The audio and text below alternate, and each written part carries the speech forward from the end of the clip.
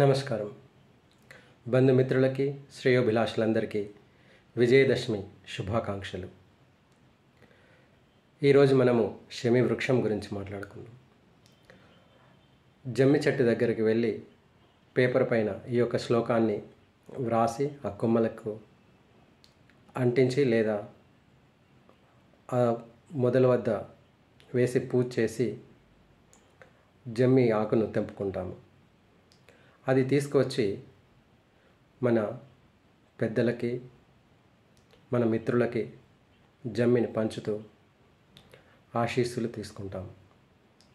ఇది తెలంగాణలో జరుపుకునేటువంటి పద్ధతి. ఇప్పుడు శమి వృక్షము శ్లోకం చెప్పుకుందాం. శమి శమీయతే పాపం శమి శత్రు వినాశనం అర్జునస్య ధనుర్ధారి రామస్య ప్రియదర్శనం. ఓ శమి వృక్షమా, నీవు పాపాన్ని నివృత్తి చేస్తావు, శత్రువులను నశింపజేస్తావు, అలాగే అర్జునుడి యొక్క ధనస్సును కాపాడినావు. రాముడికి ప్రియమైనటువంటి వృక్షం కాబట్టి ఈ శ్లోక పఠనం ద్వారా